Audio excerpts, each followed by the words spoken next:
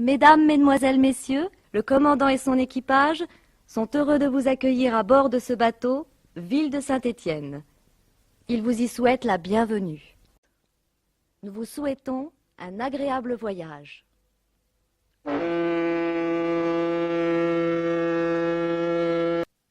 Saint Romuald, priez pour moi.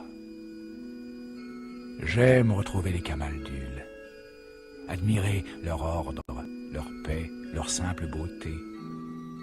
Au XIe siècle, c'est Saint Romuald, né à Ravenne, la ville où les mosaïques étincellent comme une promesse d'éternité, qui a fondé cet ordre.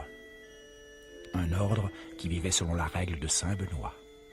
Une règle pure et dure, d'abstinence totale et perpétuelle. Plus tard, beaucoup plus tard, en 1626, Vital de Saint-Paul, seigneur de Vassalieu, a fait construire cet ermitage que vous voyez, pour y accueillir des moines.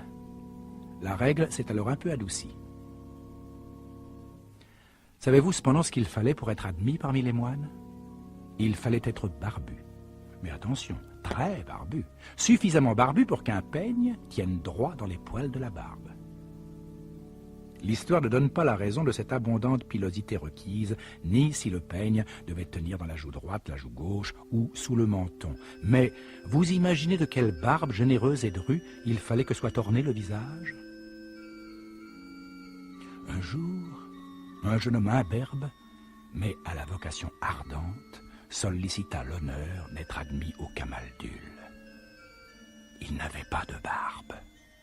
Le supérieur allait donc lui refuser l'entrée. Or, le jeune homme avait la réputation d'être un excellent maçon.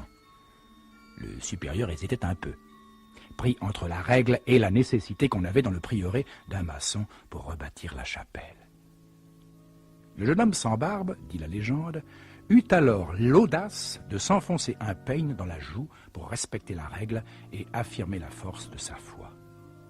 Il fut reçu immédiatement parmi les moines.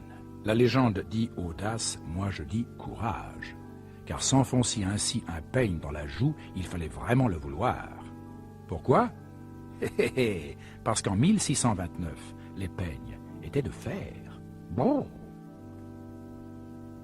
Admirez la chapelle. C'est le jeune moine, maçon, imberbe et courageux qui l'a construite.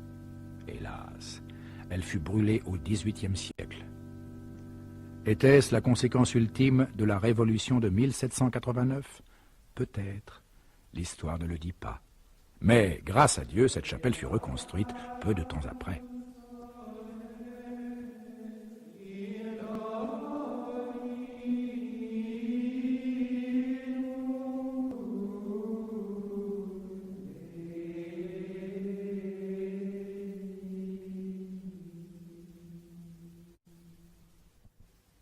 Mesdames, Mesdemoiselles, Messieurs, cette croisière a été réalisée par Alfred Kessial.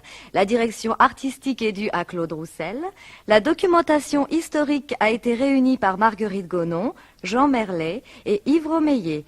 Le texte écrit et dit par Jean Piat, avec les voix de Françoise Angèle, Corinne Jaillet, Patrick Pékin, Frédéric Gay.